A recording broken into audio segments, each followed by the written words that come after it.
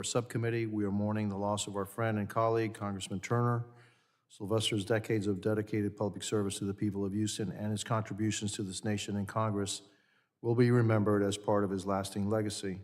My thoughts and prayers are with his family, especially his daughter and grandson, as they grieve his passing and honor his life of service. Also want to thank the gentleman, I want to welcome the gentleman from Louisiana, Mr. Carter, to the subcommittee.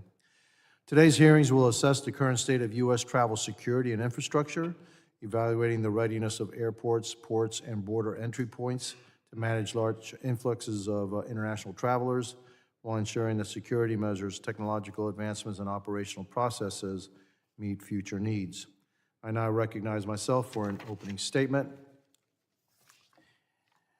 Good morning. I want to thank everyone for being here today, especially our witnesses, as we take a closer look at how the United States is preparing to welcome the world over the next few years for significant international events.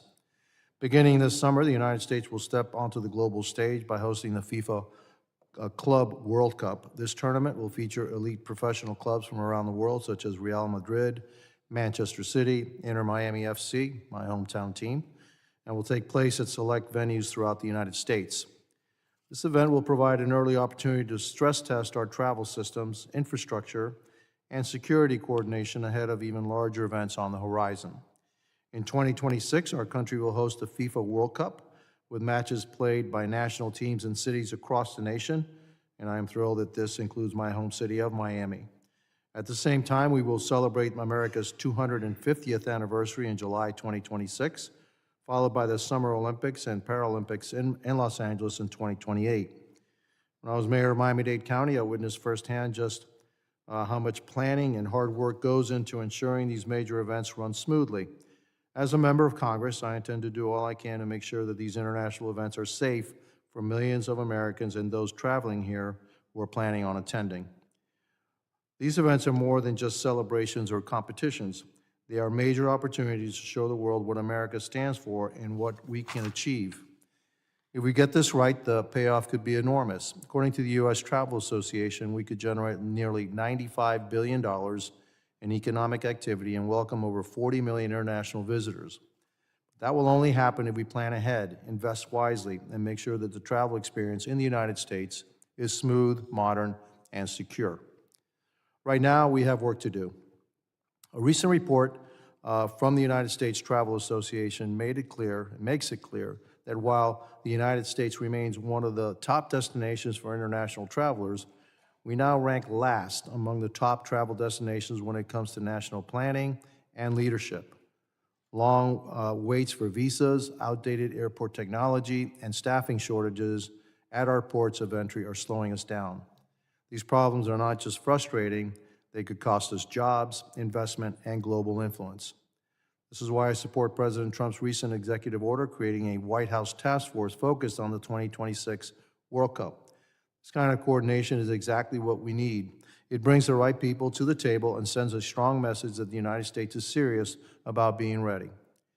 I'm currently working on a bill that would take this step further by creating a federal task force to focus on all major international events occurring in the United States over the next 4 years. That includes the World Cup, America's 250th, and the 2028 Olympics.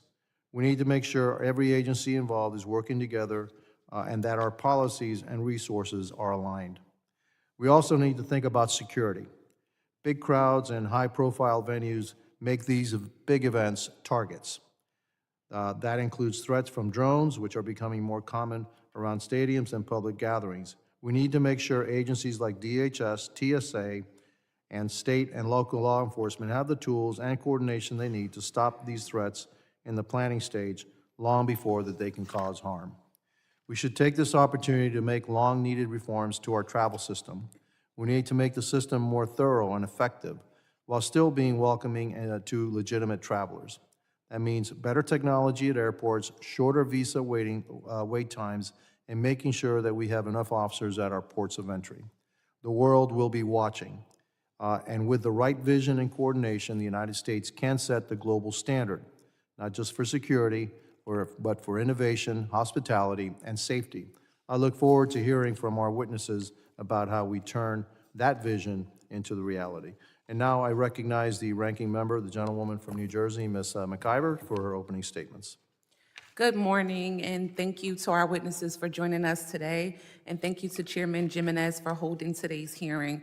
I, too, want to join in on just expressing our condolences and sympathy to Rep. Turner's family who passed away, who was a part of this committee, as we continue to pray and keep his family and his friends and his close colleagues in our thoughts. So definitely join us in that and sending well wishes to his family.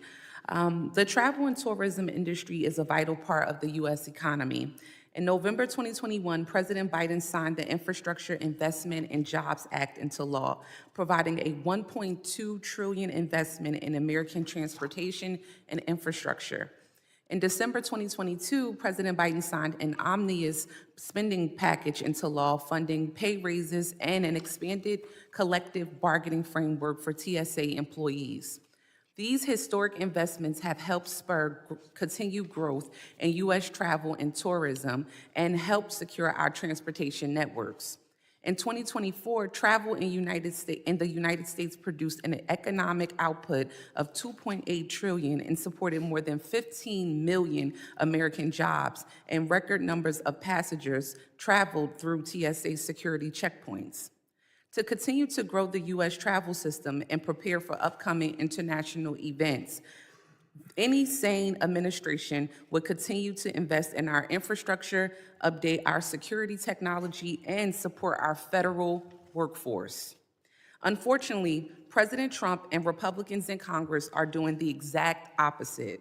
Take, for example, making investments in cutting-edge security technology to fund new CT scanners and other equipment at TSA checkpoints at the necessary scale and pace.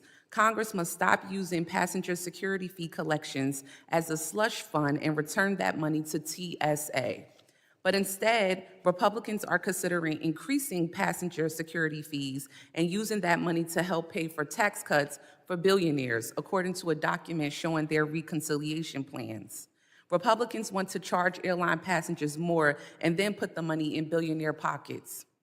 The passenger security fee was created to help fund TSA and prevent another 9/11, but Republicans care more about giving tax cuts to billionaires. That's despicable.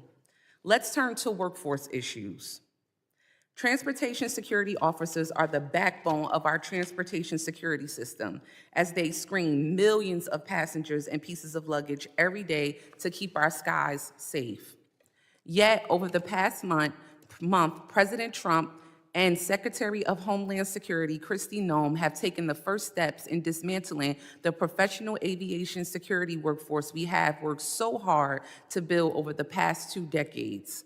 On March 7th, Secretary Noem ended TSA's 7-year collective bargaining agreement and dismantled union rights in a political and illegal move to advance President Trump's union-busting agenda. I am glad this move is being challenged in the courts, but in the meantime, it undermines the TSO workforce just as it had finally stabilized after decades of high attrition. Worse yet, the termination of TSA's collective bargaining agreement may pave the way for Project 2025's goal of privatizing the agency, an effort Republicans in Congress are already trying to advance. Privatizing more than 400 airports and over 50,000 screening officers would throw the entire aviation security system into chaos and return us to the pre-9/11 model that failed to prevent the largest terrorist attack in U.S. history. Democrats will fight tooth and nail to prevent Republicans from sacrificing our national security at the altar of corporate greed. Unfortunately, the problems the Trump administration is creating for travel and tourism industry go well beyond TSA. In 2024, the International Trade Administration reported a 9% increase of international visitors to the United States. Under the Biden administration, U.S. tourism was booming and open for business. However, in just 2 months since President Trump took office, he has managed to throw that all away by detaining tourists, attacking allies, and tanking the economy. The list of countries that have changed their advisories to warn travelers to the United States of potential risks is growing longer by the day. That list now includes the United Kingdom, Germany, Norway, Ireland, the Netherlands, Denmark, Finland, Belgium, and Canada. Canadians who visit the U.S. more than anyone are now canceling their trips as flight bookings from Canada have dropped by 70%. Since Trump took office, several travelers trying to enter the U.S. have been turned away or detained for days or weeks with little to no explanation. A French scientist scheduled to attend a conference in Houston was turned away reportedly because his personal device contained opinions criticizing Trump's research policies. A Canadian citizen was put in a jumpsuit and chains and detained for over 2 weeks as she legally went through the process to obtain a work visa. A German tourist spent more than 6 weeks in a detention center, including 8 days in solitary confinement because she was traveling with tattooing equipment. Through these cases and others, Donald Trump is sending the message that visitors to the U.S. may be arrested without explanation. Trump is sending a message that the United States is closed for business. Trump's policies put at risk trillions of dollars in tourism spending and millions of American jobs. Let me be clear, if you aren't, even from watching the news today, Donald Trump is tanking the economy. I look forward to discussing with our witnesses how the dire situation will impact our national security and the success of upcoming high-profile events like the World Cup and the Olympics. Thank you. And with that, I yield back. Thank you. And I recognize the ranking member of the committee, the gentleman from Mississippi, Mr. Thompson. Thank you very much, Mr. Chairman, and let me welcome our witnesses on the panel today. I'm glad the subcommittee is examining the state of U.S. travel system ahead of high-profile international events. The outlook for the World Cup, the Olympics, and other major events set to be hosted in the United States over the next few years is dire. In just a couple of short months in office, Donald Trump and his Republican lackeys have done tremendous damage to the U.S. travel and tourism. People visiting the United States can no longer be confident that they will be treated fairly by our government. Just last week, a renowned mixed martial arts fighter and coach trying to visit the U.S. for a seminar was detained upon entry, sent to a federal detention facility, and ultimately sent back to Australia, all without little explanation. If this is how we treat foreign athletes and coaches visiting the United States, one can only imagine how the World Cup and Olympics will go. This is just one of the many instances of the Trump administration inflicting unnecessary trauma upon foreign visitors. The cruelty is the point. Donald Trump apparently does not want foreign visitors to visit the United States, even though travel represented $2.8 trillion of U.S. economic output in 2023. The impact of Trump's chaotic and undefined detention and deportation policies is already apparent. Canada, the United Kingdom, Germany, Ireland, Norway, Finland, Denmark, Belgium, and the Netherlands have all updated travel guidance for people visiting the United States to warn of potential for detention or discrimination. Airline bookings from Canada, which provides the most visitors to the United States by far, is already down 70%. The impacts of this loss of international travel will be devastating to local economies. In 2023, more than $1.3 trillion in travel spending contributed $89 billion in tax revenues to states and communities across the country. More than 15 million American workers are either directly employed or heavily supported by the travel industry. Some of those workers are also facing more direct assaults from the Trump administration. Last month, Secretary of Homeland Security Kristi Noem issued a memo to strip TSA employees of their union rights and rescind their existing collective bargaining agreement. Transportation security officers screen millions of passengers every day to protect air travel. For many years, the TSA workforce was plagued by low morale and high attrition. In 2022, President Biden signed into law an omnibus spending bill providing pay raises and funding an expanded collective bargaining framework for TSOs. Those measures have had a dramatic impact on TSA's ability to carry out its security mission as attrition has dropped in half.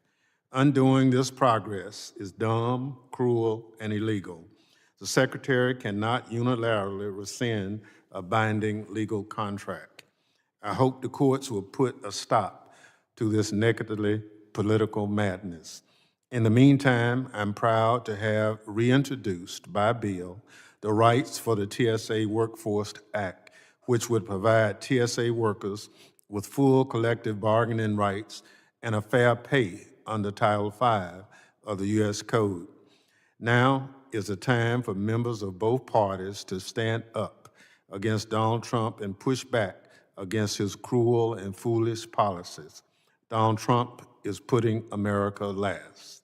The U.S. travel and tourism industry will be among the Trump administration's first casualty if we do not change course quickly. Thank you again to our witnesses for joining us today to discuss this critical challenge. I yield back, Mr. Chair. Thank you to Ranking Member. Other members of the committee are reminded that opening statements may be submitted for the record. I am pleased to have a distinguished panel of witnesses before us today on this critical topic. I ask that our witnesses please rise and raise their right hands. Do you solemnly swear that the testimony you will give before the Committee on Homeland Security of the United States House of Representatives will be the truth, the whole truth, and nothing but the truth, so help you God? Let the record reflect that the witnesses have answered in the affirmative, and thank you, and please be seated. I would now like to formally introduce our witnesses. Mr. Jeff Freeman is the President and CEO of the U.S. Travel Association, the leading advocate for the $1.1 trillion U.S. travel and hospitality industry. Mr. Freeman is a seasoned association CEO with a proven track record of building successful organizations that unite members' interests, grow members' values, increase revenue, and unlock growth opportunities. Prior to joining U.S. Travel, Freeman was president and CEO of the Consumer Brands Association, the trade association for America's $2.1 trillion food, beverage, and consumer products industry. Mr. John Gruen is the CEO and executive chairman of Fordham Technologies, a tech company that provides artificial intelligence-enabled airspace awareness and counter-drone solutions to defense, law enforcement, and commercial customers. Previously, Mr. Gruen was a corporate business development and strategy lead for Lockheed Martin.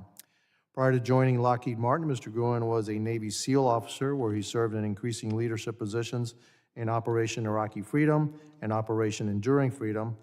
He is currently a Naval Reserve captain and has commanded unmanned air systems and technology innovation units. John received his Bachelor of Science degree from the United States Naval Academy and received his Master's of Business Administration from the Haas School of Business, University of California, Berkeley. Dr. Everett Kelly is the National President of the American Federation of Government Employees, which is the largest union representing federal and D.C. government employees. He began his first term of service as national president in February 2020, was elected to another term during the 42nd National Convention in June 2022, and was re-elected during the 43rd National Convention in August of 2024. Dr. Kelly has been a member of AFG since 1981. He worked at Anniston Army Depot and retired from there after 30 years of service. I thank each of our distinguished witnesses for being here today. I also would like to offer the following letter from the Airlines for America for the record, without objection. So ordered. And I recognize Mr. Freeman for 5 minutes to summarize his statement. Mr. Freeman, you're recognized for 5 minutes. Thank you, Chairman Jimenez, Congresswoman, Ranking Member McIver, Ranking Member Thompson, Congressman Crane. I appreciate the opportunity to be with you today. I'm Jeff Freeman, President and CEO of the U.S. Travel Association, representing all aspects of the $2 trillion travel industry airlines, airports, theme parks, hotels, destinations from coast to coast. And I want to thank you at the outset for your appreciation of the travel industry and the impact that it has. Travel is a vital economic engine, contributing nearly $3 trillion annually and supporting more than 15 million jobs across the United States, more than 10% of our nation's workforce. Travel strengthens America's global standing, encourages business and cultural exchange, and generates significant tax revenue. In 2024, international visitors alone contributed $181 billion to our economy. But we can't count on this continued success without investments and reforms. Our infrastructure is failing to keep pace with the increasing demand for travel. For example, the Transportation Security Administration screened more than 3 million travelers on 2 occasions last year. By 2028, we're projected to see 100 days per year with that same volume. Our systems, from security to customs to air traffic control, are outdated and not prepared for this surge. It's not just about inefficiencies, it's also about global competition. Countries like China, India, and Saudi Arabia are making rapid advancements to their travel infrastructure, and we risk falling behind if we don't act swiftly. The next decade presents a tremendous opportunity. Major events like the 2026 World Cup, America's 250th anniversary, and the 2028 Olympics are expected to spur domestic travel and bring millions of international travelers to the United States. But without modernizing our travel infrastructure, we will not capture the full economic benefit of these events. President Trump's creation of the White House Task Force for the World Cup is a step in the right direction, but much more is necessary to ensure that our country can maximize the travel opportunity. To help meet these challenges, U.S. Travel developed a comprehensive blueprint for the future of American travel, focusing on the following key policy recommendations. Number one, we need greater government leadership. Travel needs dedicated leadership at the highest levels of government.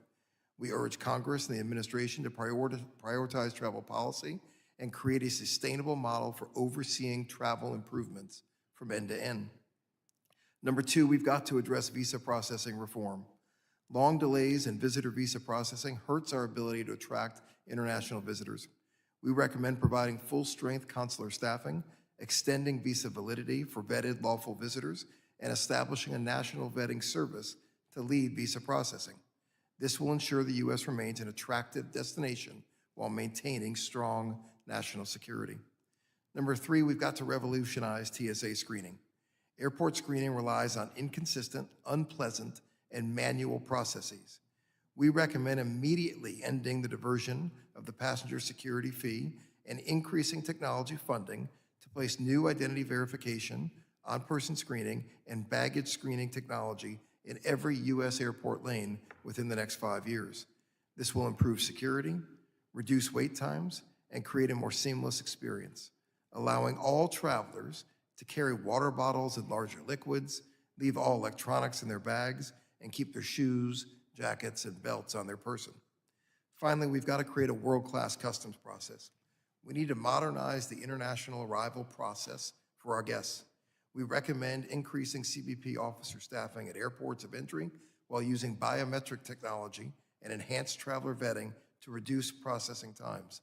This will allow the automated entry of trusted travelers and returning Americans while enabling CBP officers to focus their inspection efforts on unknown individuals. These 4 steps are critical to ensuring the U.S. remains a global leader in travel and that our infrastructure can handle the increasing demand. The status quo is not an option. Travel demand is growing, our infrastructure is aging, and global competitors are moving quickly. If we fail to act, we risk losing economic opportunities, diminishing America's competitive edge, and foregoing millions of foreign visitors. Thank you for your time and consideration. I look forward to answering any questions you may have. Thank you, Mr. Friedman. Now I recognize Mr. Gruen for 5 minutes to summarize his opening statement. Good morning, Chairman Jimenez, Ranking Member McIver, and honorable members of the Transportation and Maritime Security Subcommittee. My name is John Gruen, and I am the Chief Executive Officer of Fordham Technologies. I'm grateful for the opportunity to testify today on the security of upcoming international events.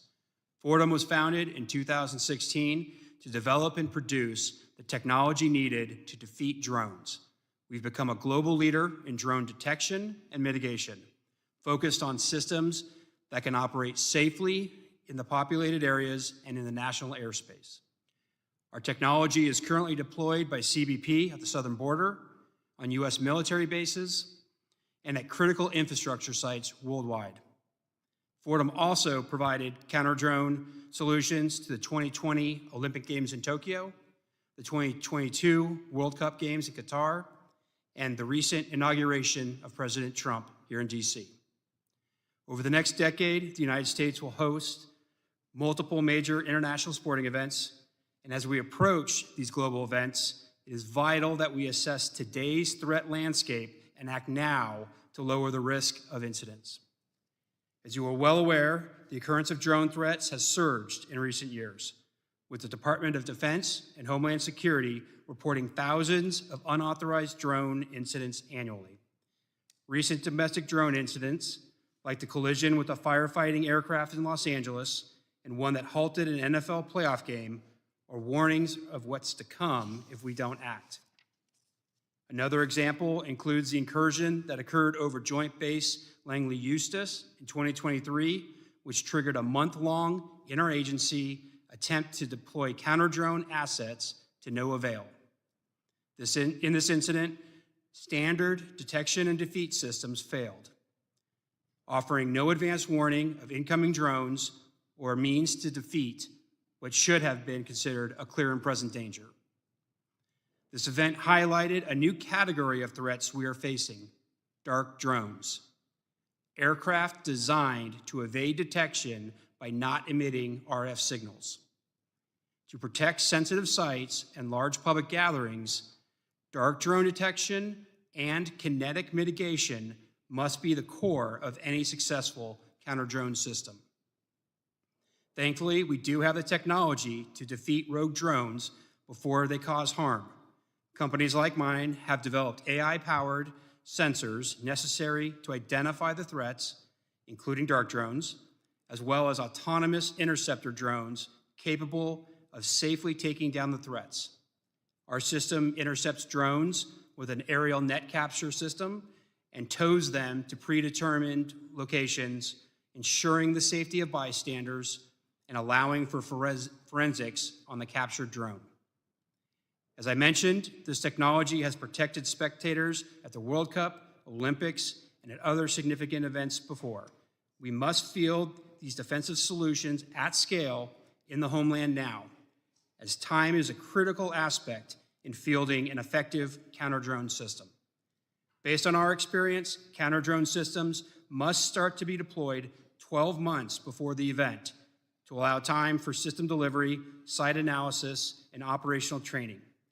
With the 2026 World Cup just over a year away, federal agencies must be given the tools and authorities they need, and local law enforcement must be empowered to respond to drone threats quickly and effectively.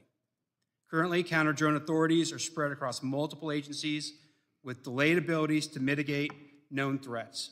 In the instance of a drone is detected and determined to be a danger, authorized federal personnel must be present and still request explicit clearance to take mitigation action. The chaos that ensued when drone activity disrupted flights at Newark Airport last year is a glaring example of our inability to respond to drone threats in real time. I commend this committee's thoughtful bipartisan work to resolve this challenge through H.R. 8610 last year and believe this bill should be passed swiftly in the new Congress. We need centralized, streamlined counter-drone processes now, and we must delegate mitigation authority to state and local law enforcement. Their involvement is critical for faster response and better security at a 12-plus city event like the World Cup, where federal resources will be stretched thin. Thank you, and I look forward to answering your questions. Thank you, Mr. Gruen. I now recognize Dr. Kelly for 5 minutes to summarize his opening statements. Chairman Jimenez, Ranking Member McIver, Chairman Green, Ranking Member Thompson, and members of the subcommittee. My name is Everett Kelly. I am the National President of the American Federation of Government Employees, AFGE, and on behalf of over 820,000 federal and DC government workers represented by my union, including more than 47,000 transportation security officers, I appreciate the opportunity to testify today. The decision by Secretary of Homeland Security, Kristi Noem, to unilaterally rescind the 2024 collective bargaining agreement between AFGE and the Transportation Security Administration has created an unprecedented crisis for TSOs at a time when our nation's aviation security system faces increasing demands. This decision undermines workforce stability and aviation security as we prepare for significant international events like America's 250th birthday next year and the Summer Olympic Games in 2028. Since 2011, FGE has worked with TSA to establish a framework for genuine collective bargaining that balances aviation security needs with workers' rights. Our agreement has strengthened workplace policies while maintaining TSA's operational flexibilities.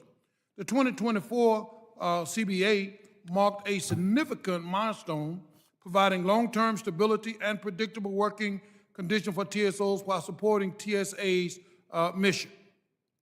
The abrupt termination of this agreement by Secretary Noem has dismantled years of progress. This action has left over 47,000 TSOs vulnerable to arbitrary management decisions, undermining morale and creating instability within the TSA's workforce. Secretary Noem's decision to rescind our CBA has created immediate uncertainty for TSOs who relied on this protection for predictable working conditions, and without established procedures for shift bidding, leave approval, or grievance resolution, TSOs face arbitrary decisions that undermine morale and job satisfaction. This instability will lead to higher turnover rates, a direct threat to aviation security as experienced officers leave their post. The timing could not be worse. Major interaction and international events will significantly increase travelers' volumes in the coming years, requiring a fully staffed and motivated workforce operating under standardized procedures. Workforce instability threatens screening consistencies and efficiencies during these critical periods when heightened security vigilance is essential. To address this crisis, Congress must take immediate action, and this is an ask. First, AFG urges Congress to pass legislation to codify collective bargaining rights for TSOs. AFG strongly support the rights for the TSA Workforce Act, H.R. 2086, introduced by Ranking Member Bennet Thompson. This bipartisan legislation will provide permanence to TSOs' labor rights under Title V of the U.S. Code, ensuring fair grievance procedures and Merit System Protection Board appeal rights. Congress needs to prioritize this legislation. Second, AFGE asks Congress to restore our rescinded collective bargaining agreement. Congress needs to pass legislation mandating the reinstatement of 2024 CBA immediately to restore stability to the TSA workforce. Finally, Congress needs to utilize the oversight authority. Congress must investigate Secretary Noem's decisions through public hearing that examine its legal basis and factual justification. DHS officials should be required to provide evidence supporting their claim against FG while explaining how this action aligns with national security priorities. The decision to rescind the 2024 collective bargaining agreement represents an unprecedented attack on workers' rights that threatens aviation security in a critical time for our nation.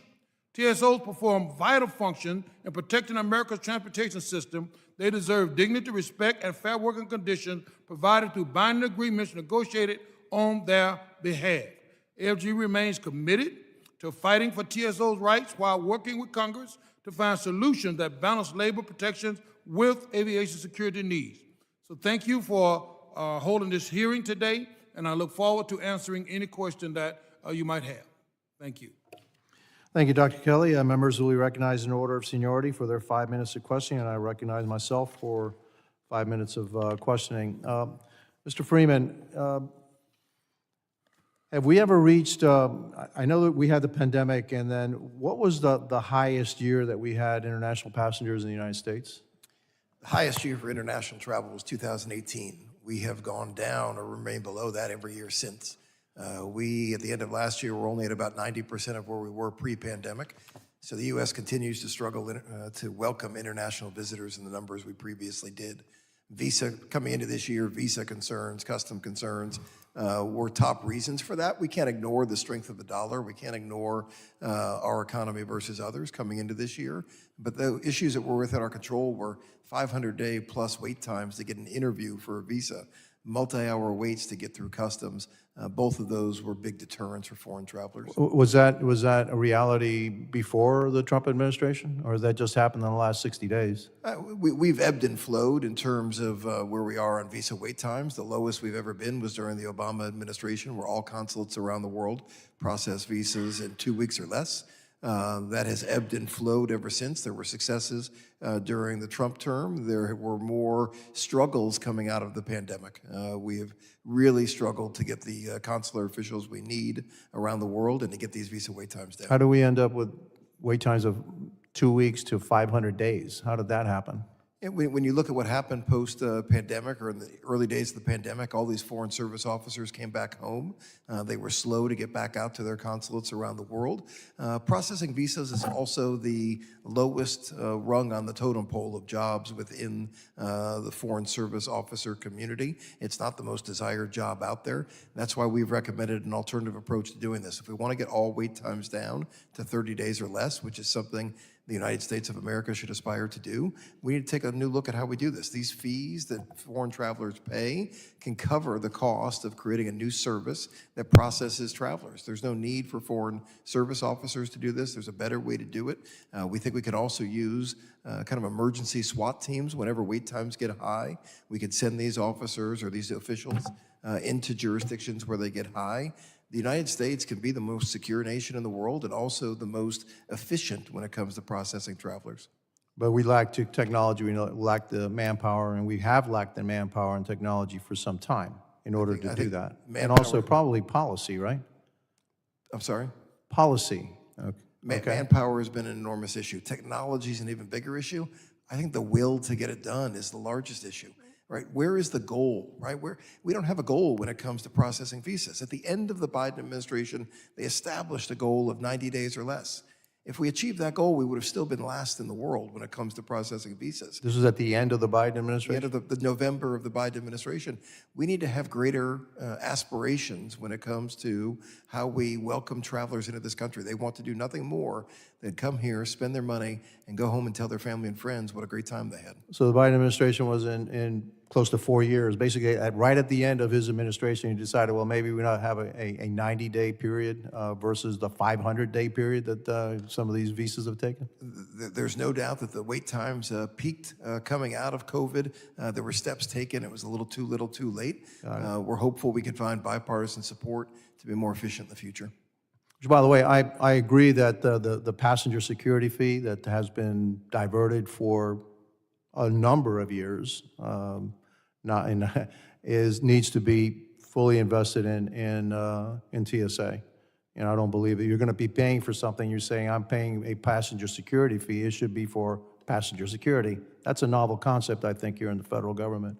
And I think that that can be set for administrations on both sides of the aisle. So I would hope, I know that one of my colleagues, Nick Lalola, had a bill to make sure that the passenger fee went to the technology, et cetera, that we need at TSA, and I certainly support that. And I think we need to do more of that. The fact that we're not going to be upgrading our systems to the middle of 2040s, all right, that's totally unacceptable. Mr. Gruen, in terms of drones, and I only have about 30 seconds left, I found it interesting that you said that even if you put your technology, say, at all these stadiums, et cetera, to protect, that it would take a federal individual to say, go ahead and knock that drone out of the sky, that a local law enforcement could not make that call on its own to protect its own citizens? Correct. The local law enforcement, state and local, do not have the current authorities. Even federal have it only authorized in temporary durations, and only certain agencies. Fair enough, okay. Maybe I'll come back to a second round. With that, I yield back, and now I recognize the ranking member, the gentleman from New Jersey. Thank you so much, Chairman. For many years, we all know that TSA experienced very high attrition rates among its frontline officers. AFG worked for many years to advocate for better pay for TSOs to put them on the same pay scale as other federal workers and help address attrition. In 2023, when pay raises for TSOs finally went into effect, TSA's attrition rate dropped nearly half. President Kelly, with the Trump administration now trying to bust TSO's union, do you expect attrition rates to rise again? How would higher attrition rates affect the security of commercial travel as well as wait times at checkpoints? Thank you for the question. I certainly think that it will affect attrition rates because, as we all know, that attrition rate went down more than half because there was a CBA, because there was adequate pay, because there was some rights for these employees on the job. They felt very secure, the morale was up, but now that they don't have a CBA, it was certainly, I expect, the attrition rate to go back to where it was or maybe even below it. Because they don't have any protection, they don't have any, morale is seen to be going down. As I travel the airports and talk to various ones, we all see that. So I think that you will see it go completely south. I think that wait time will be the results of this attrition rates going back because you're talking about now employee burnout, and all these types of things that's going to happen that's going to affect wait time. Thank you. Mr. Freeman, earlier this year, the press reported on a document listing options House Republicans are considering, including in their reconciliation bill. The document included proposals for increasing the passenger security fee, passengers pay on each airline ticket, and extending the diversion of fee collections away from TSA's budget to help fund tax cuts. What is the U.S. Travel Association's position on extending fee diversions away from TSA's budget? TSA plays a critical role in the travel process. We value our partnership with TSA. We believe that TSA needs to better balance its funding between technology and staffing. To do that, it needs to maintain all of the resources it achieves through the transportation security fee. As the chairman said, none of that money should be diverted. It's a violation of every traveler that's out there who is expecting the contributions they're making when they buy that airline ticket to be supporting the travel process. And how we do that through both technology and staffing is a critical question. Thank you for that. In my opening statement, I talked about the decrease in visitation from Canadians, and you talked a little bit about just the decrease and the differences in between travel currently right now. How will these reductions in Canadian visitors to the U.S. impact the travel industry and economy, in your opinion? If indeed we have a decline in Canadian visitation, it will be significant in terms of the effect on our economy. A 10% decline in Canadian travelers would cost the market about $2 billion in spending. Canada is critical to the United States. It's critical that we send the message that we want Canadian visitors to come. We've seen tensions in the past between nations. That doesn't need to become a part of the travel process. We'd like to see that clear message right now that Canadians, Europeans, all travelers are encouraged to come to the United States. That message could be sent more loudly right now. Thank you, Mr. Freeman. With that, I yield back. Thank you, and I recognize the gentleman from Arizona, Mr. Crane. Thank you, Mr. Chairman. This is a very important hearing today, talking about travel into the U.S. and some of the big events that we have coming up, like the Olympics and the World Cup. Mr. Freeman, I want to start with you. According to the U.S. Bureau of Transportation Statistics, TSA has either halted data collection or has overclassified information on prohibited items detected and seized by TSA since 2008. My concern that TSA purposely hasn't collected data or is overclassifying data to hide embarrassing statistics that show that they routinely fail what the industry calls covert tests. These tests are an event where an undercover operative from the agency tests security by attempting to smuggle prohibited items through TSA. In 2015, DHS OIG John Roth issued a scathing report highlighting under the Obama administration, the OIG found that 96% of instances TSA officers used advanced imaging technology, or AIT, at 8 airports failed to detect hidden threat items AIT is still in use today at U.S. airports by TSA. The agency doesn't have any data to suggest that these figures from 2015 have improved in 2025. I'm currently working with the chairman on drafting a bill that would require TSA to submit the results of all covert testing and/or red teaming testing to the Committee on Homeland Security, and I hope this bill can be bipartisan. My question, sir, and please answer briefly, with TSA's covert test failures coupled with the fact that the agency hasn't collected or submitted data on failed covert testing in recent years, how can Congress ensure that TSA is capable of handling incoming travelers from around the world for upcoming events like America's 250th birthday, the 2026 FIFA World Cup, and the 2028 Summer Olympics? Thank you, Congressman. TSA's success is critical to all travelers. Travelers need confidence in their safety, in their security, or else they're simply not going to travel. So we share your concern with anything that would suggest that the process is anything but as safe and secure as it could be. TSA's accountability is to you, it's to Congress, it's to the traveling public. So we support your efforts to find ways to ensure that the technology, that the staffing levels are working in the ways that they need to work. I will point out that in recent years, while staffing has increased, spending on staffing has increased, spending on technology has decreased. The technology that is so desperately needed in the airports is not slated to get into the airports until the 2040s. We need to be more urgent about providing the best technology and as quickly as we can to TSA to ensure the safety and security of the traveling public. Were you aware of that statistic that I read you, that under the Obama administration, OIG found that in 96%, the TSA officers using advanced image technology failed their test when employees from the TSA tried to smuggle weapons, bombs, knives, guns, etc., through their security checkpoints? I was not aware of that specific statistic. What do you think about that, sir? It sounds like every day we've got work to do. We've got work to do to get better. We've got to make sure we've got the right training, we've got the right technology, we've got the right people in place. Security, safety is fundamental to people traveling. If people don't have that confidence, we will see a decline in travel. It's something that is of the utmost importance, and you certainly have our support. What about you, Mr. Gruen? Were you aware of that? I was not aware of that statistic. What do you think about the fact that they're no longer reporting those numbers? I mean, again, oversight and requiring an agency to do their job is essential to good governance. Okay. Mr. Freeman, during the 2024 Fourth Annual Future of Travel Mobility Conference, you mentioned the need to grasp the opportunity right in front of us when talking about a decade of sporting events that will make the U.S. the most sought-after destination. Modernizing our TSA and travel processing procedures are included.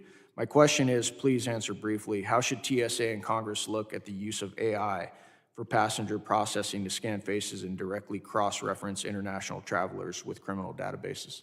It was at that same conference that I interviewed former TSA Administrator Pekoski, who demonstrated tremendous leadership during his time within TSA and partnership with the private sector. I think based on my experience with Administrator Pekoski, TSA was going down the right road in terms of what it looks at AI. We see enormous potential. The simple truth is that AI can detect things that the human eye will miss, and we see enormous potential in technology. Thank you. I yield back. Thank you, and I recognize the ranking member of the committee, the gentleman from Mississippi, Mr. Thompson. Thank you so much. And I think it's interesting to respond that President Trump had nominated Mr. Pekoski to serve as the TSA administrator, and he was allowed a second term, but in the midst of it, he was fired. I think that's unfortunate. He had done a good job. And, I think he deserved a better departure ramp than what he received. Because from my vantage point, both Democrats and Republicans saw his vision for moving the agency forward. The other thing I'd like to say is that TSA and its workers and technology have managed a successful screening effort so that there's been nothing successful up to this point. That doesn't mean things hadn't gotten through. It just hadn't been successful. You can call it luck or whatever. But we also believe that technology is a force multiplier for security in all of this. There are only so many men and women we can put in airports and do what we do, other than that technology can't do a better job. It's unfortunate that we've had several opportunities to invest in more technology, and we've not had the kind of bipartisan support to finance that technology, but we have to do it. I look forward to doing it. One of the things we're talking about, the different events headed to this country in the not too distant future. So, Mr. Freeman, my concern is that are you or your organization aware of what the administration is doing in its screening protocols that are creating this discomfort? Have you seen anything in writing on those protocols or anything? We've had discussions with Customs and Border Protection to understand what policies are in place, what, if any, policies have changed. My understanding is that policies have not changed, but media coverage has certainly increased. We're aware of that. We're aware of the concern that travelers have. We're concerned about anything that would discourage travelers from wanting to visit the United States. So just like with Canada, it's clear that we have work to do to get a message out that we seek these travelers. We want them bringing their spending here. We would be concerned about anything that would drive them to take their spending somewhere else. So with that lack of clarity at this point, it is having an adverse impact on people coming to the U.S. There is significant anecdotal evidence. I think we need to see the data. We're still waiting on the data from the Department of Commerce to better understand what is happening. But again, we're on our toes. We see the concern that's out there, and that leaves us obviously communicating to the administration and various agencies the need to provide travelers with the confidence that they desire. Thank you. President Kelly, can you just describe for the committee the benefits of having a federalized workforce? So many, really, when you think about it. Number one, they have a CBA, and that CBA was negotiated by Administrator Pekowski, who was appointed by President Trump. He negotiated a CBA that would bring about some stability inside of the workforce. Not only that, you're free of any form of striking, because if you had a private contractor, they can unionize and go on strike any day. The federal system cannot strike. Do not talk about going on strike. You talk about morale, high morale. We've already shown that attrition rate went down, about 50%, and we will continue to see attrition rates go down when you have a unionized federal workforce. And, you have flexibility. See, and that's the thing about, that I like about the contract. It allows so much flexibility for the management to do what they need to do in the event of a crisis. So it is so many, it's insurmountable of the benefits that would be for this TSA.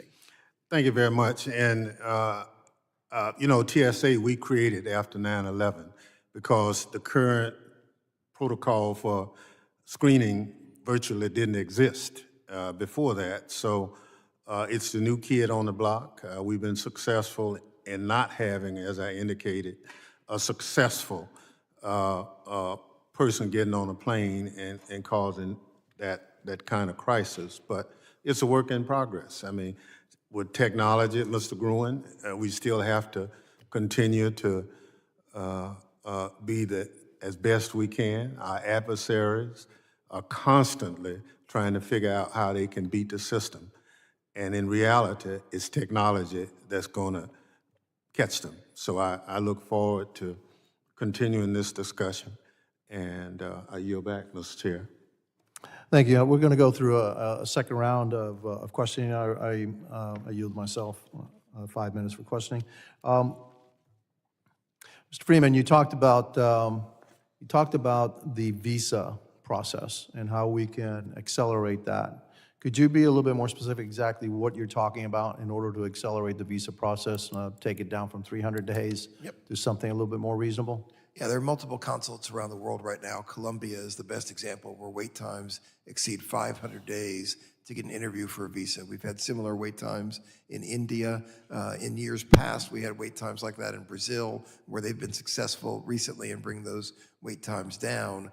I think there are several elements to this. One, we simply have to establish a goal as a country. How well do we want to process visas regardless of what the demand may be? Once we establish that goal, what's the technique for getting there? Our proposal is to move things out of foreign service officers to create a new national vetting service where people apply for that job. They sign up for that job. That's what they want to do. Their job is to process visas. That those employees are paid for by the fees that travelers pay when they apply for visas. There's no additional cost to U.S. taxpayers. The key, though, is having individuals who actually desire to be in this role. It's what they signed up for. You don't get that today. You don't get that because you've got, again, people on the lowest rung of the totem pole. This is a job they don't want to do. In many parts around the world, they're only doing one shift a day. They work from, let's say 9 to 3, and the consulate closes. We've also got to get more creative in those situations. There are countries where we only have 4 or 5 consulates for countries as big as the United States. How do we get more creative in terms of how we then process those visas? Where does video conferencing come in? We've all learned the power and the limitations of video conferencing. How can that play a role when it comes to processing visas? Finally, when we look at the validity period of visas, visas that are good for 6 months or 1 year, is it possible to make those visas good for 2 years? When we have travelers who have come here, abided by our rules, left on time, can we allow when their visa expires, can we allow rapid recertification of that visa? There are a number of things that we can follow through if we simply have the will to do it. We establish a goal, and we haven't, and I think this is a bipartisan challenge we've confronted. We just simply haven't had that zeal within the State Department or the leadership on Capitol Hill or in the White House to demand that from the State Department. And if we did that, would you see an increase in travel? Visas, for the 45% of our travelers who are required to get a visa access is a bigger concern than the cost of travel. I think that tells us everything we need to know. It's not the cost of coming to the United States, it's the obstacle to getting the visa that is the biggest deterrent. Fair enough. Now, in terms of technology, and Representative Crane, brought out, a very good statistic, and it seems to me that technology has improved in the last 10 years, has to, right? Especially with the advent of artificial intelligence. Is there technology now that will self-identify threats and give cues to the TSA, individual on the screen that said, hey, you need to look at this, and that, that would help, reduce that 96%. Is that technology available now? There is significant technology available now that we're not using. Now, when you look at elements of the TSA screening process, there's the identity verification, there's the person screening, there's the baggage screening. I think we've done very well on the identity verification as we've moved to biometrics. I think we have a lot of work to do when it comes to the baggage and the on-person screening of individuals. That's where we have the greatest room for growth. Do you have an estimate of how much that would cost? I believe we've looked at a figure in the neighborhood of, I'm going to use the wrong figure, so I don't want to mention it. We do have that and are happy to give it to the committee. Okay, and so if we stopped diverting the money, how fast could we implement these new technologies instead of 2040, which I think is a little bit too far out, 20 years from now, okay? And by then, we'll have something else, okay? So we need to get the technology right. It has to be modular so that as new technologies, come and it gets more and more, the technology just gets better, okay? That we need to be able to put that in as quickly as we can, not wait 20 years for that technology to be put in so that 20 years hence, there's something else, okay? So how much do you think we're gonna need? We believe it's reasonable that all of these reforms could take place within the next 5 years. This is not something we need to look at decades out. Within the next 5 years, we can give every American traveler the confidence they can keep the water in their bottle, their belt on their pants, their laptop in their bags. Fair enough. All right, I yield back, and I recognize gentlelady from New Jersey. Thank you, Chairman. I just have one follow-up question, and it's for Mr. Freeman.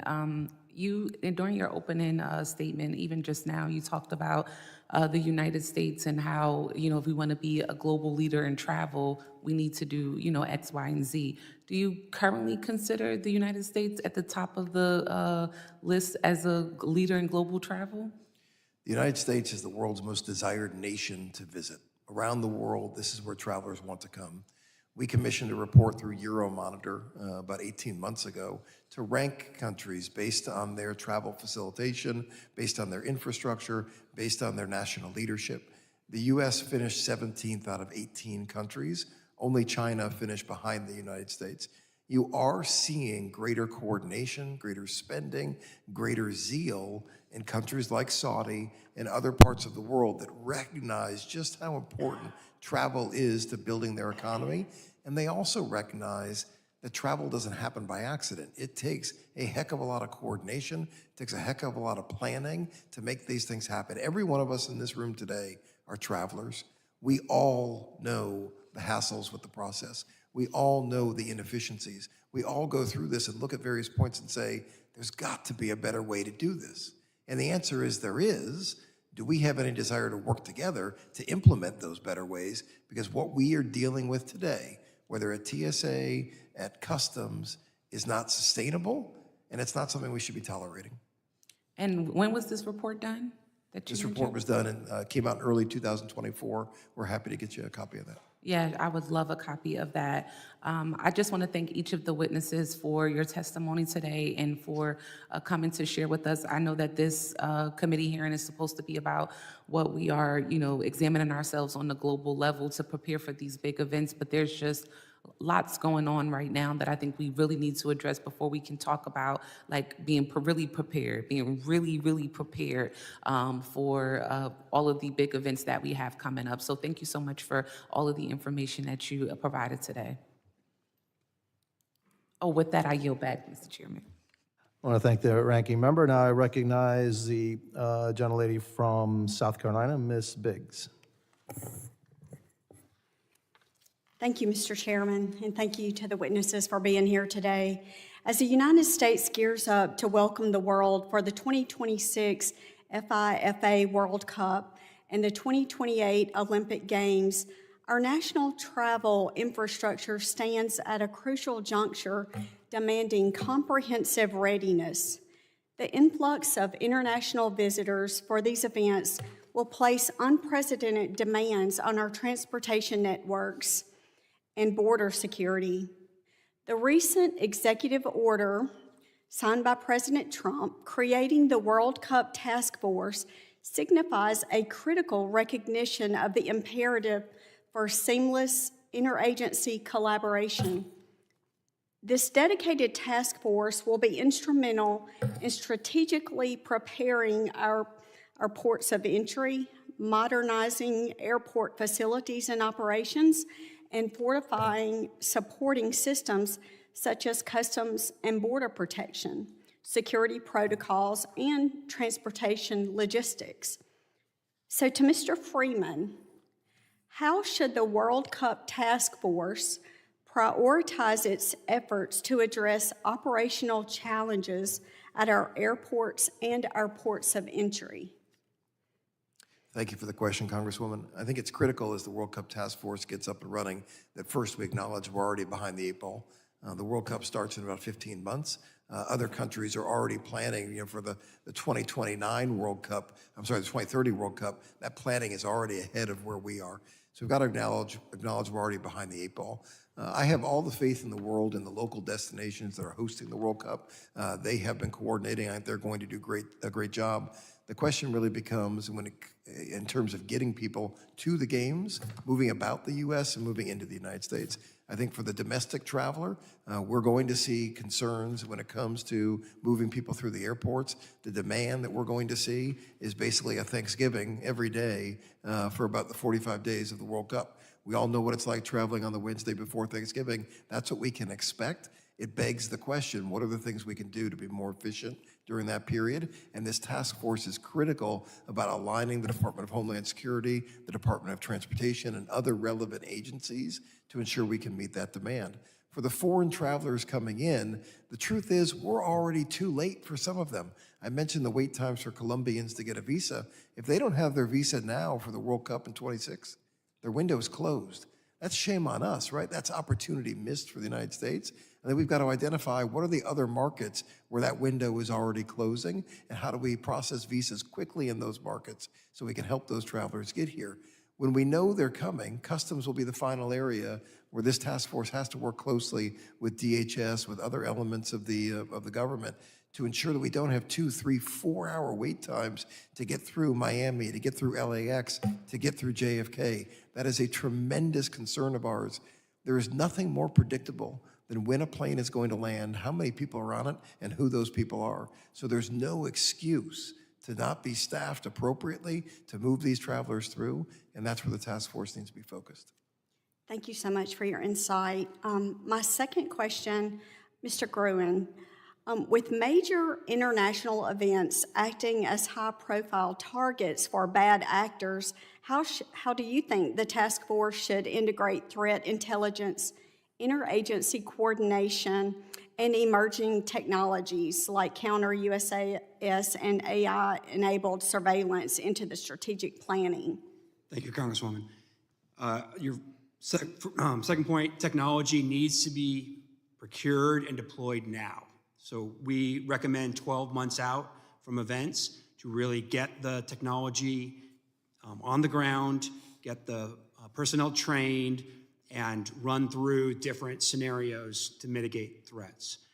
So we believe the task force needs to do that aspect. Part of that is also going to be authorities to enable local and state law enforcement to have the authorities to mitigate large threats such as drones when they're on the ground. So again, prioritizing that we are behind the power curve on this. We need the task force to prioritize the procurement and deployment of technologies and the training of personnel so that we have adequate protection. Thank you so much. My time has expired, so I yield back. Thank you. Now I recognize the gentleman from Arizona, Mr. Crane, for his second round of questioning. Thank you, Mr. Chairman. Mr. Gruen, I find your testimony and experience very interesting and important to this panel today. You're a former Navy SEAL, is that correct? Yes, Congressman. So you have a lot of background in unconventional warfare? I do. And now you're currently working in the counter-drone space? Correct. Have you spent any time overseas in Ukraine? Yes. Yep. Do you feel that Americans and our agencies understand the gravity of what's happening overseas and how it's transforming modern warfare? Not at a scale that's necessary. There certainly are pockets of individuals who are aware of the threat and are working diligently to address it, but as a whole of nation, absolutely not. Do you believe that the U.S. is prepared to protect its citizens and infrastructure from drone attacks in some of these major events that we're talking about coming up in the U.S.? Not currently. Give us an idea of what that could look like, sir. The drone threat is so wide-ranging that it is hard to sometimes grasp, because you have the obvious situation of a stadium where you may have DJI-type drones come into the stadium, either drop powders or be explosive in themselves and do actual physical damage to the attendees. You also have a lot of other types of operational scenarios, like airports. With all these folks that are trying to arrive, if you have a drone that goes and parks itself on a runway, the entire operation is going to shut down. And it doesn't even have to explode. It can just sit there. And you have already disrupted air travel to a level that we have not seen, globally not prepared for. Right. It's a lot easier to get some type of explosive into a stadium when a drone doesn't have to go through some magnetometer. Is that correct? Absolutely. It's really not that expensive either for our enemies to use drone warfare to attack us, is it? Absolutely not. Sir, you said, I believe in your testimony, that your company has been tasked to do counter-drone operations around key U.S. sites. Can you expound on that a little bit? Yes, we are working with the Department of Defense to do some initial base deployments. So both OCONUS and CONUS, in particular in response to the New Jersey drone threats at the end of last year. We're at Picatinny Arsenal now with an Army program of record, but we've also deployed to Stewart Air National Guard Base with a coalition of industry partners under NORTHCOM, and all to field the latest capabilities to really get both at the detection, identification aspect, and then have on-hand mitigation capability when authorized. When you guys are doing these operations, are we talking about lone wolf bad actors? Are we talking about nation states that you guys are trying to prevent from flying over these sites? The scary part about this, Congressman, is we don't have good fidelity on that information. We know that there are drones of various sizes, so ones that cannot be easily procured off of an Amazon or an Alibaba. You have larger drones, and you have drones, multiple drones at a time. So the fact that we don't know who's operating these drones is the real problem. Are drones being used right now within the U.S. to conduct espionage? Absolutely. Absolutely. Can you expound on that anymore? There are briefings from the government themselves at different classification levels, but we know that there are other nation states or proxies that are operating near our borders and even particularly in the homeland, different sites. Most people probably aren't aware that the U.S. Capitol Police are currently using Tariff Regulation Section 16.2.90 model rockets and boats to mitigate drone threats on Capitol grounds. Congress must do its part to properly equip Capitol Police for that reason. On National Police Week, I plan to introduce the U.S. Capitol Police Empowerment Act of 2025 to authorize the U.S. Capitol Police to mitigate drone threats on the Capitol complex. The bill was drafted with input from the House Admin, Judiciary, Transportation and Infrastructure, and Homeland Security committees. I'm hoping that everybody will support this bill as it should be bipartisan. I do have a video that I'd like to play of some of the drone capabilities from your company, Mr. Gruen.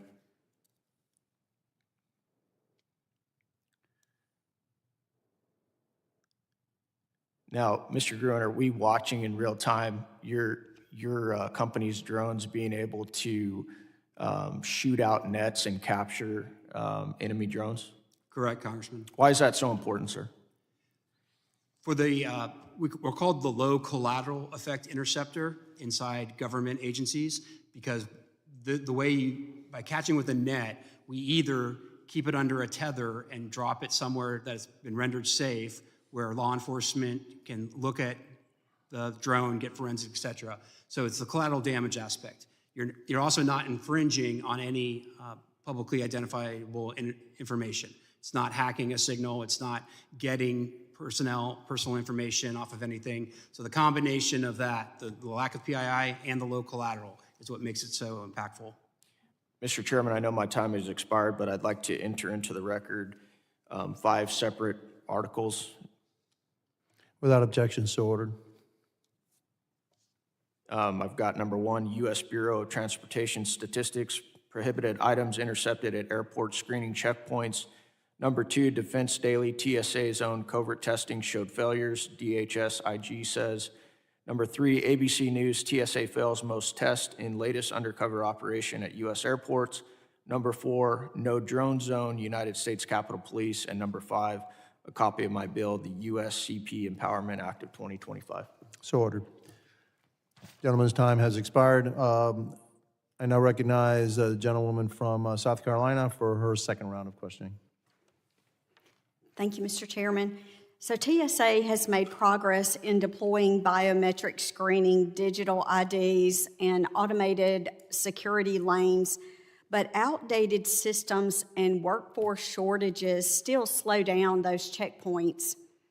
Republicans have long advocated for smart investments in innovative technologies that can improve the performance and reduce reliance on biological federal workforces. So, Mr. Freeman, given TSA's growing use of AI-driven threat detection and facial recognition, how far are we from replacing outdated manual processes at checkpoints with fully automated systems? Thank you, Congresswoman. I think the first thing to acknowledge is what TSA has done well is give travelers around the country, no matter what airport they're at, a sense of not just security, but also a sense of consistency. The biggest thing that frustrates travelers is when you go through one airport, you have a different experience than when you go through another airport. TSA has ensured that we have that degree of consistency, and we applaud them for it. Some of that consistency includes exactly what you're talking about. We're already moving towards more of that automated system. We see some of that with the identity verification that's taking place. We see that with digital ID that happens and is working with the airlines, with Delta, United, with American. If you fly through Newark and Atlanta, some of these other major hubs, Detroit, you can go through the entire process just based on your facial biometrics. It's a wonderful experience. It's incredibly efficient. Travelers are moving through in 7 seconds or less using that technology. So I think we're already there. The question is, how quickly can we continue to build on this? How do we take it beyond the identity verification and use it for baggage screening, use it for individual screening? That's where there's so much more opportunity. There's opportunities for the private sector to work more closely with TSA to help realize some of these opportunities. You know, there's so much debate about privatized TSA, not privatized TSA. What there is a great opportunity for TSA, which has done some very good things, to work more closely with the private sector and really build a partnership here that can give the travelers the experience they desire. Thank you.